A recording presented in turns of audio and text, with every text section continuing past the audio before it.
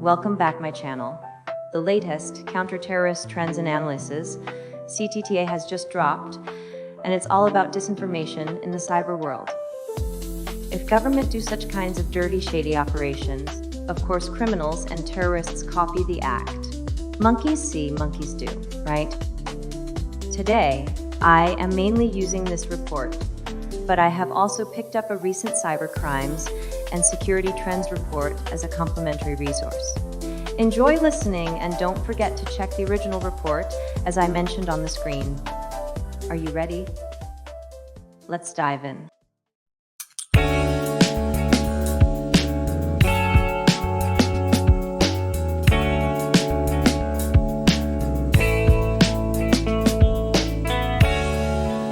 Diving into some heavy stuff today.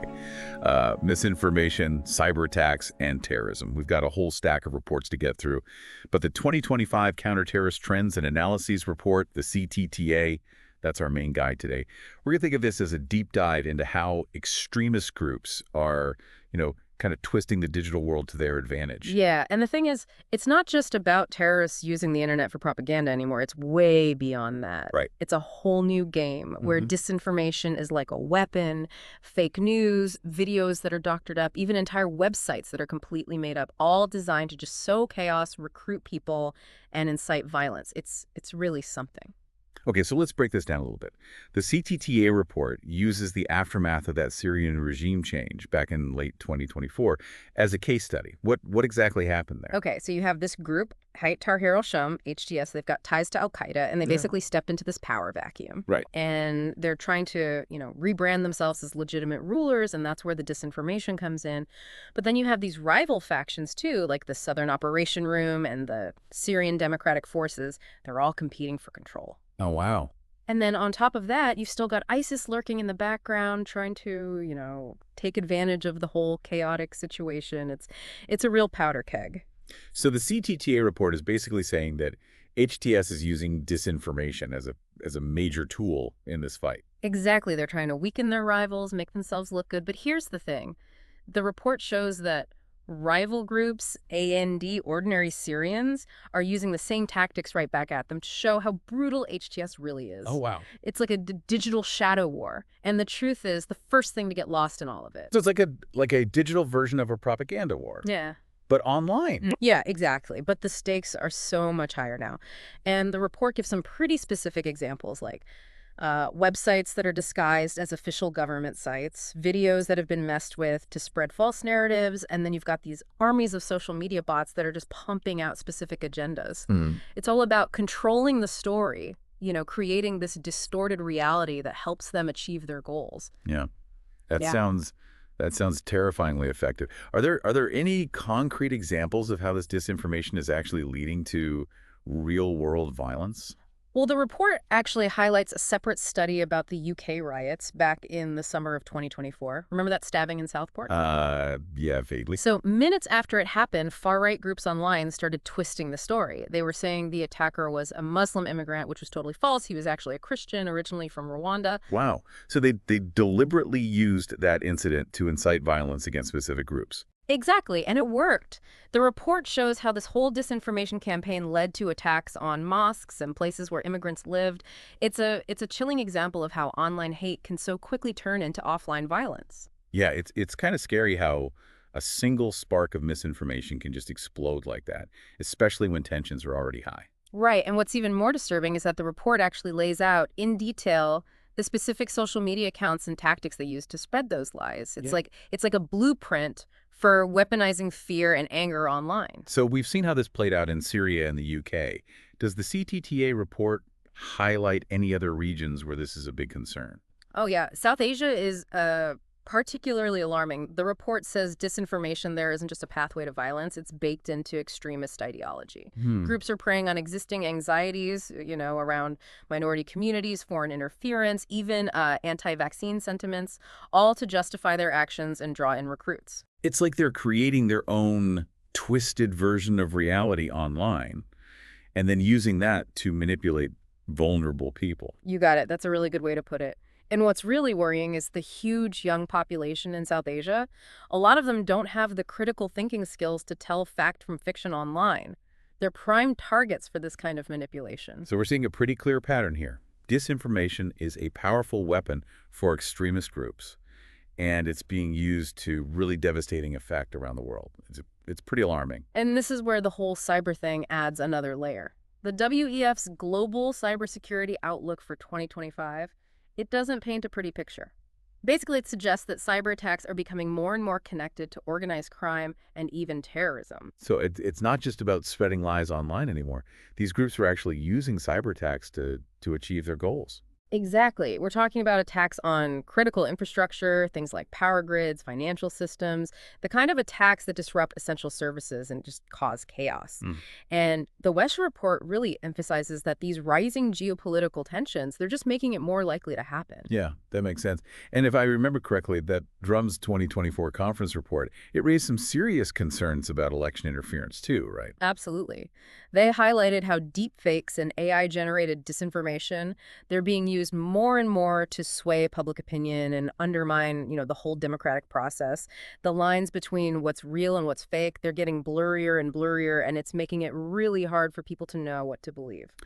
So, okay, let me get this straight. We've got disinformation being used to incite violence, cyber attacks targeting critical infrastructure, and elections being manipulated through sophisticated AI. Yeah. It's starting to feel a little like a dystopian sci-fi movie here. It's a disturbing trend, for sure. But let's not get too carried away. The reports also talk about some potential solutions. For instance, they emphasize the need for better cybersecurity measures, to protect critical infrastructure from these attacks. Right, that makes sense. Yeah. But what about the disinformation problem? Is there anything we can actually do to stop the spread of these lies? Well, the CTTA report goes into some detail about the tactics these extremist groups use. One that's really sneaky is how they create echo chambers on social media. They use algorithms to target people with content that just reinforces their existing biases, creating this kind of closed loop where opposing voices are just shut out. So it's like they're building these little universes of misinformation where everyone's just agreeing with each other and no one's challenging their assumptions. Exactly. And inside these echo chambers, they can spread conspiracy theories, demonize their opponents, glorify violence, all without any pushback. It's a breeding ground for radicalization. And the CTTA report also mentioned how these groups are getting much more sophisticated with their language and the images they use, right? Oh, yeah, they've become masters at tailoring their message to different audiences. Like, they might use religious texts to justify violence to one group while appealing to nationalist sentiments in another. They're playing on people's existing beliefs and fears to manipulate them into doing what they want. So are you saying that the more divided and polarized a society is, the easier it is for these groups to exploit those divisions? Exactly. They thrive on chaos and discord. It's in their best interest to keep us fighting amongst ourselves, distracted from the real issues, and more vulnerable to their manipulation. That's pretty disturbing. So how do cyber attacks fit into all of this? The CTTA report, it focuses mainly on disinformation, but the WEF report seems to suggest that cyber attacks are a major concern too. It's all connected. Cyber attacks, they're not just about stealing data or money anymore. They're increasingly used to disrupt critical infrastructure, spread propaganda, and even sow terror. Can you give us some specific examples of how terrorist groups might use cyber attacks to achieve their goals?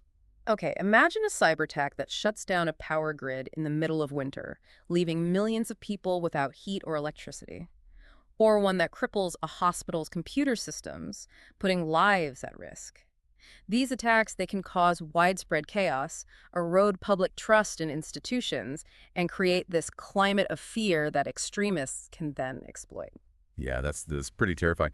And the WEF report also mentions a connection to organized crime. How does that work? Well, cybercrime is a huge, lucrative industry. Terrorist groups are increasingly tapping into these criminal networks, for funding, expertise, logistical support, things like that. So it's like this dark underworld where criminals and terrorists are working together to undermine our security and stability. Yeah, you could say that. And the lines between these groups, they're getting blurrier and blurrier, which makes it even harder to combat this threat. Okay, so we've painted a pretty grim picture here. Disinformation, cyber attacks, terrorism, it all seems so overwhelming. Are we just sitting ducks in this digital war zone? Not necessarily. The reports, they also highlight the importance of both individual and collective action. So there's hope. What What can we actually do to protect ourselves and push back against these threats? Well, it starts with awareness. The more we understand about how disinformation works, how cyber attacks are carried out, how these terrorist groups operate online, the less likely we are to be fooled or manipulated. So education and critical thinking are key. Absolutely. We need to be skeptical of information we see online, especially if it's from sources we don't recognize. We need to check sources, look for evidence, and consider different perspectives before we just accept something as true. And we need to be mindful of what we share and amplify online. We can all be part of the solution, or we can be part of the problem. So we need to be more conscious of our own online behavior. We can't just blindly accept everything we see. Right. Think before you click. Think before you share. That one little act can make a big difference. The reports also talk about the need for better cybersecurity measures. Yes, absolutely. We need to make sure our devices and networks are secure. Use strong passwords, keep your software updated, and be aware of the latest phishing scams and malware threats. Those are the basics. Okay, makes sense. And what about the role of governments and social media platforms? Surely they have a responsibility here too, right? Of course. Governments need to invest in strong cybersecurity infrastructure and work with these social media companies to fight the spread of disinformation. They need to develop clear policies and regulations to deal with these threats, but at the same time, they also need to protect freedom of speech and privacy. It's a tough balancing act. So it sounds like this isn't something we can solve on our own. It requires a collective effort from individuals, companies, and governments. Exactly. It's a global problem that needs a global solution. Okay, so we've talked about the problem, we've talked about some potential solutions, but is there anything else we should be thinking about? You know, one thing that really stood out to me in these reports is the emphasis on resilience.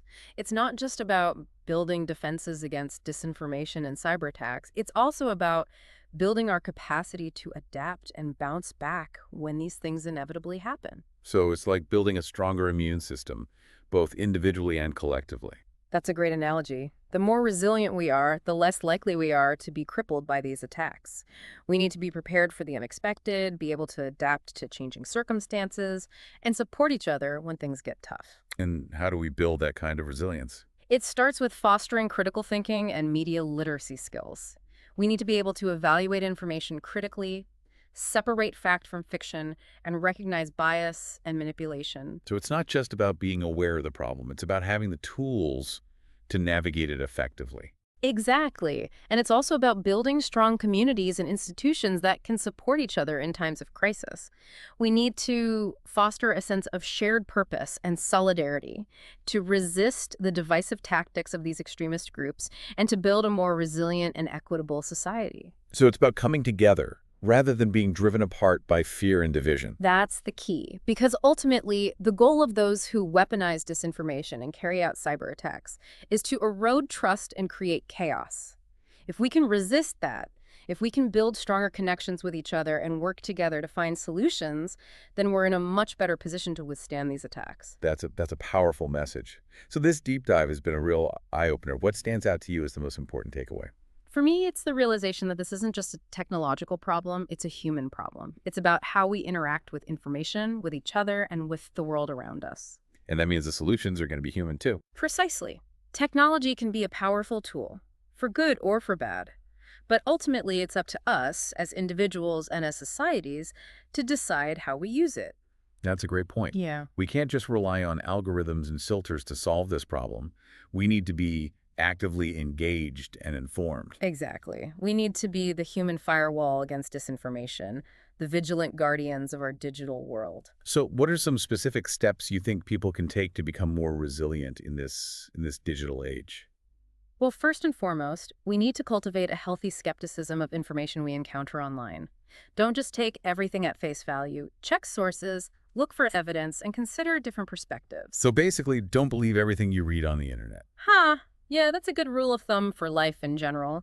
But it's especially true in this digital age, where information spreads so quickly and can be so easily manipulated. Okay, so be skeptical. What else? Support quality journalism and fact-checking organizations. They play a vital role in exposing disinformation and holding those in power accountable. So basically, put your money where your mouth is when it comes to supporting truth and accuracy. Exactly. Invest in reliable sources of information and help to elevate the voices of those who are committed to truth and transparency. Anything else? Engage in respectful dialogue with people who hold different viewpoints. We may not always agree, but listening to each other is essential for building understanding and countering the divisive tactics of these extremist groups. So don't just stay in your echo chamber. Venture out and have some real conversations, even if they're uncomfortable sometimes. Exactly. Disagreement isn't the enemy, it's an opportunity for learning and growth. Okay, those are some great actionable steps. Anything else we should be keeping in mind as we wrap up this deep dive? You know, going back to the CTTA report, they really stressed how important it is to watch out for the tactics used in that Syrian case study. Right, those fake websites designed to look like official government sites. That's really sneaky. It is. And those manipulated videos and social media accounts pushing specific narratives, they can be hard to spot. We need to be extra vigilant in those situations. It's like a reminder that disinformation can be really well disguised and targeted. Exactly. We can't let our guard down. You know, it's like we're standing at a crossroads. On the one hand, we have all this incredible technology connecting us in ways we never imagined. But then on the other hand, that same technology is being used to divide us and manipulate us and even, harm us. Yeah, it's a real double-edged sword. The potential for amazing progress and really serious danger all at the same time. And it's all playing out online in ways we're just starting to grasp. The CTTA report talked about how disinformation can be especially powerful, especially in situations where there's already a lot of uncertainty and fear. They use the power vacuum in Syria after the regime change as a prime example. Right, because when people are feeling vulnerable, they're more likely to grab on to those simple explanations, even if they're not true. And extremist groups are, well, they're experts at taking advantage of that. So it's not just about the technology itself. It's about the social and psychological context, like the environment where that technology is being used. Exactly. Technology can act like a magnifying glass on existing divisions and grievances, making them even more dangerous. And those UK riots we talked about earlier, they're a pretty stark reminder of that, right?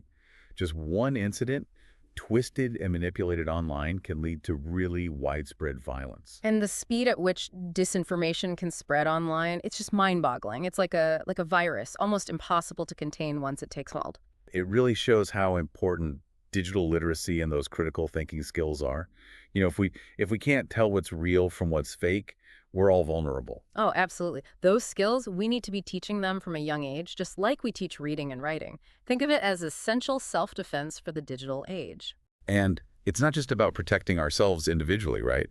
It's also about protecting our democracies. Yeah, and the Drums report really hammered that point home. Election interference, it's a growing threat, and the use of deepfakes and that AI-generated disinformation, it's making it even harder to make sure we have fair and free elections. It's almost like we need a whole new set of rules for the digital world, Yeah. Our laws and institutions, they weren't designed to deal with this kind of stuff. It's true, we're in uncharted waters here, and finding solutions is going to take a lot of innovation and a lot of collaboration. Okay, so given all of this, how hopeful are you? Do you think we can actually meet this challenge? Well, I'm cautiously optimistic. The first step is awareness, and we're definitely starting to see that grow. And there are some incredibly smart people out there working on solutions, but it's going to take a global effort. No one country can tackle this alone. No way. This needs international cooperation, a real united front against those who are trying to exploit and divide us with these digital weapons. So as we wrap up this deep dive, what's the one thing you really want our listeners to take away from all of this?